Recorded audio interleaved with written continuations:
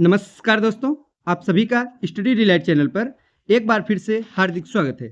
आज हम लोग बीपीएससी टीआरई 3.0 के लिए जीएस के प्रैक्टिस सेट को देखेंगे। आज है प्रैक्टिस सेट नंबर 35। साथियों, प्रैक्टिस सेट के माध्यम से आज हम लोग पॉलिटी के कुछ महत्वपूर्ण प्रश्नों का प्रैक्टिस करेंगे।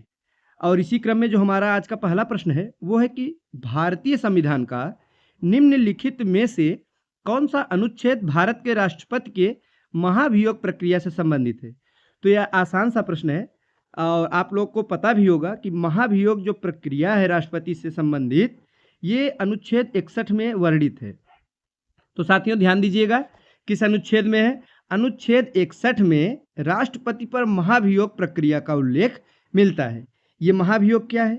तो राष्ट्रपति को उसके पद से हटाने के लिए एक प्रक्रिया है, महाभियोग की प्रक्रिया। तो ध्यान दीजिएगा कौन सा अनुच्छेद है? अनुच्छेद 61 है। सही जवाब होगा ऑप्शन नंबर सी। नेक्स्ट है कि किस विधेयक पर भारत के राष्ट्रपति अपने निषेधाधिकार का प्रयोग कर सकते हैं? तो वो विधेयक है गैर धन विधेयक। कौन सा विधेयक साथियों? गैर धन विधेयक। ऑप्शन नंबर बी हमारा ठीक जवाब होगा।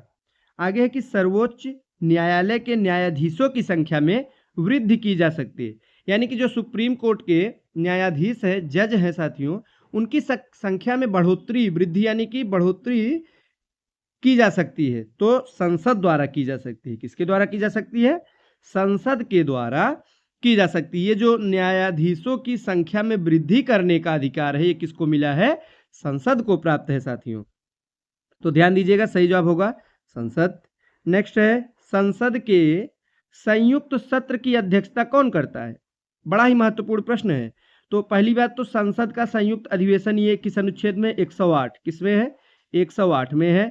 बुलाता कौन है? राष्ट्रपति बुलाते हैं। और अध्यक्षता कौन करता है? तो लोकसभा का अध्यक्ष। कौन साथियों? लोकसभा का अध्यक्ष ही अध्यक्षता करता है। ऑप्शन नंबर सी हमारा ठीक जवाब होगा। अगला प्रश्न भी वही है, निम्न में से कौन संसद के दोनों सदनों की संयुक्त बैठक की अध्यक्षता करता है? तो दोनों सदन यानी लोकसभा राज्यसभा का जो संयुक्त बैठक होती है उसकी अध्यक्षता कौन करता है? तो लोकसभा का अध्यक्ष करता है। तो हमारा सही जवाब क्या होगा साथियों? ऑप्शन नंबर डी होगा, लोकसभा का अध्यक्ष। तो साथियों अब तक हमने कुल 34 प्रैक्टिस सेट करा दिए हैं। तो अगर आप नए हैं चैनल पर और पिछले प्रैक्टिस सेट को आपने नहीं देखा है तो जाकर जरूर देखिए, क्योंकि हमने पूरा मॉडर्न हिस्ट्री का इंडियन नेशनल मूवमेंट कंप्लीट करा दिया गया है और आपका वहां से सीधे सीधे कई प्रश्न देखने को मिलेंगे। चलिए बढ़ते हैं अगले प्रश्न की तरफ। नेक्स्ट है कि संविधान द्वारा केंद्रीय सरकार की कार्यपालिका शक्ति निहित की गई है। तो राष्ट्रपति में। किसमें निहित की गई है? राष्ट्रपति में। ऑप्शन नंबर बी हमारा ठीक जवाब होगा। आगे है कि सरकार की संसदीय व्यवस्था के विषय में निम्नलिखित में से कौन सा वक्तव्य सही है? तो साथियों इसका सही जवाब होगा ऑप्शन नंबर ई। आइए व्याख्या देखते हैं। भारत में संसदीय शासन व्यवस्था को अपनाया गया है। कैसी व्यवस्था है? संसदीय शासन व्यवस्था है। संसदीय प्रणाली में विधायिका और कार्यपालिका का अलग अलग होना संभव नहीं है, क्योंकि संसदीय शासन प्रणाली उत्तरदायित्व के सिद्धांत के आधार पर काम करती है। तो सरकार का कोई भी अंग निरंकुश न हो जाए, इसीलिए संविधान में रोकथाम की व्यवस्था की गई है। तो इसी उद्देश्य से कार्यपालिका को व्यवस्थापक के प्रति उत्तरदायी बनाया गया है। नेक्स्ट है, भारतीय राजनीति व्यवस्था में कार्यपालिका के अधीन रहकर, किसके अधीन रहकर? विधान पालिका। किसके अधीन? विधान पालिका के अधीन। ऑप्शन नंबर बी हमारा ठीक जवाब होगा। नेक्स्ट है, भारत के राष्ट्रपति की अध्यादेश जारी करने की शक्ति है। तो आप सभी जानते होंगे राष्ट्रपति को अध्यादेश जारी करने की शक्ति प्रदान है, मिली है। तो किस प्रकार की साथी? तो एक विधायी शक्ति है। ऑप्शन नंबर ए हमारा ठीक जवाब होगा। अब बात की जाए अगर अनुच्छेद की, किस आर्टिकल में अध्यादेश के बारे में हमें वर्णन मिलता है? तो अनुच्छेद 123 है। बड़ा आसान है, 1 2 3 याद कर लीजिए, याद रहेगा। क्या? 1 2 3 जैसे गिनती गिनते हैं ना, 1 2 3, तो अध्यादेश जारी करना यानी 1 2 3 यानी 123 के अनुसार उस समय को छोड़कर जब संसद के दोनों सदन सत्र में है, यदि किसी समय राष्ट्रपति को यह समाधान हो जाता है कि ऐसी परिस्थितियां विद्यमान है जिनके अंतर्गत तुरंत कार्रवाई करना उसके लिए आवश्यक हो गया है, तो वो ऐसे अध्यादेश प्रख्यापित कर सकेगा जो उन परिस्थितियों में अपेक्षित प्रतीत हो। आगे है, संसद को राज्य सूची में किसी मामले के संबंध में कानून बनाने की शक्ति है, बशर्ते यह कैसा हो साथियों? ये राष्ट्रीय हित में हो। कैसा हो? राष्ट्र कोई क्षेत्रीय हित में ना हो, कोई सार्वजनिक हित ना हो, राष्ट्रीय हित में, देश हित में होना चाहिए, राष्ट्रीय हित में। Option number B. लोकसभा का सदस्य चुने जाने के लिए एक व्यक्ति को किस आयु से कम नहीं होना चाहिए? इसका सीधा सा पूछने का तात्पर्य यह है साथियों कि लोकसभा का सदस्य बनने के लिए न्यूनतम आयु कितनी होनी चाहिए? तो 25 वर्ष। कितनी होनी चाहिए? न्यूनतम आयु 25 वर्ष अगर है तो लोकसभा का सदस्य बनने के योग्य है। साथ ही अन्य योग्यताएं भी होती हैं। आगे है राष्ट्रपति। तो साथियों राष्ट्रपति संसद का हिस्सा होता है, आप सभी जानते हैं। लोकसभा राज्यसभा प्लस राष्ट्रपति बराबर संसद, संसद का हिस्सा होता है। आगे है भारत का महान्यायवादी जिसके द्वारा नियुक्त किया जाता है। जिसके यानी किसके द्वारा नियुक्त किया जाता है? तो भारत के राष्ट्रपति द्वारा। ध्यान दीजिएगा, महान्यायवादी की नियुक्ति राष्ट्रपति द्वारा की जाती है। और अनुच्छेद 76(1) में के अनुसार ही आप देखते हैं कि राष्ट्रपति उच्चतम न्यायालय का न्यायाधीश नियुक्त होने की अर्हता रखने वाले किसी व्यक्ति को भारत का महान्यायवादी नियुक्त करेगा। तो क्या योग्यता होनी चाहिए? जो उच्चतम न्यायालय के न्यायाधीश नियुक्त होने की योग्यता, यानी सुप्रीम कोर्ट के जज की योग्यता होनी चाहिए। भारत सरकार को, नेक्स्ट प्रश्न है कि भारत सरकार को कानूनी विषयों पर कौन परामर्श देता है? तो अटॉर्नी जनरल। कौन देता है?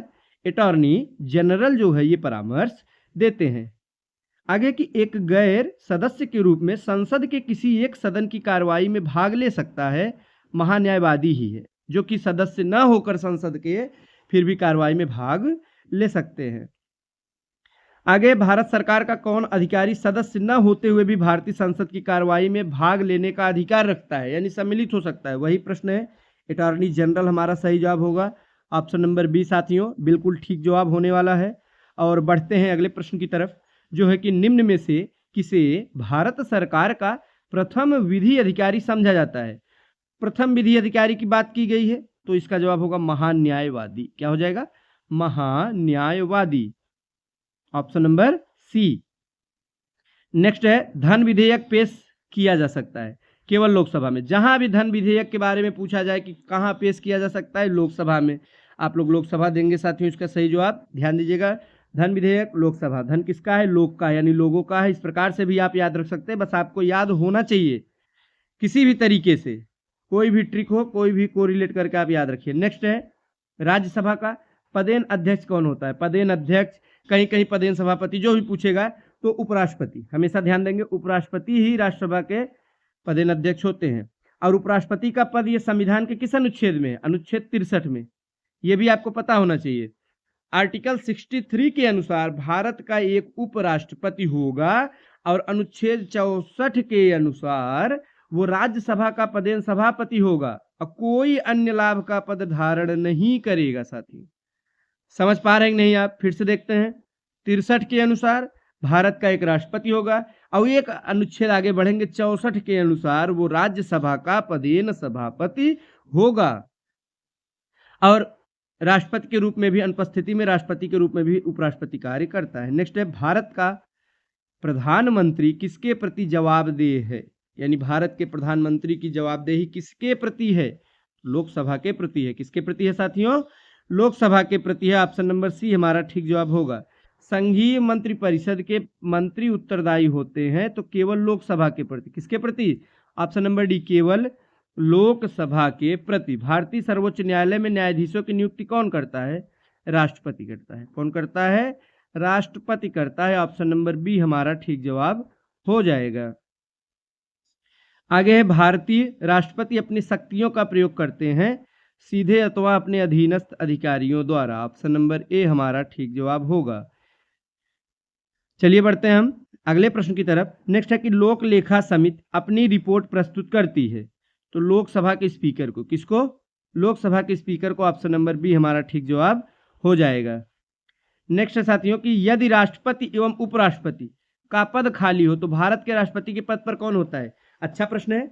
आप समझिए कि राष्ट्रपति का पद खाली है, साथ ही साथ उपराष्ट्रपति का भी पद खाली है। अब जो है राष्ट्रपति के पद पर कौन जो है कार्यभार ग्रहण करेगा या कार्यवाहक के रूप में कौन कार्य करेगा? तो भारत के मुख्य न्यायाधीश। भारत के मुख्य न्यायाधीश, इससे आप क्या समझते हैं? यानी सर्वोच्च न्यायालय के जो मुख्य न्यायाधीश होंगे वे कार्यभार ग्रहण करेंगे, इनके पद पे रहेंगे। आगे है, यदि भारत के राष्ट्रपति का पद खाली है तथा उपराष्ट्रपति और भारत का मुख्य न्यायाधीश भी उपलब्ध नहीं है, अब बताइए ऐसी स्थिति में क्या होगा। ये और अच्छा प्रश्न है साथियों। अभी तक तो राष्ट्रपति का पद खाली था, उपराष्ट्रपति का खाली था, तो कौन संभाला? भारत के मुख्य न्यायाधीश। अब कह रहा है कि राष्ट्रपति का पद खाली हो, उपराष्ट्रपति का पद खाली हो, साथ ही साथ भारत के मुख्य न्यायाधीश का भी पद खाली हो। अब बताइए, अब राष्ट्रपति की जगह कौन बैठेगा?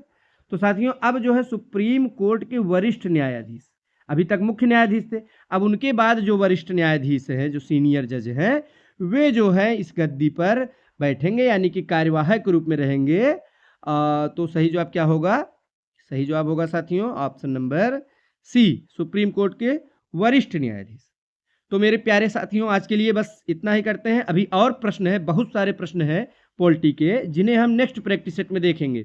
और पिछले प्रैक्टिस सेट को जरूर देखिएगा, जिससे पूरा Indian national movement, modern history, आपका कुछ साइंस के भी प्रश्न कराए गए हैं, तैयार होंगे। इस समय पॉलिटी के प्रश्न कराए जा रहे हैं। मिलते हैं अगले वीडियो में। बहुत बहुत धन्यवाद।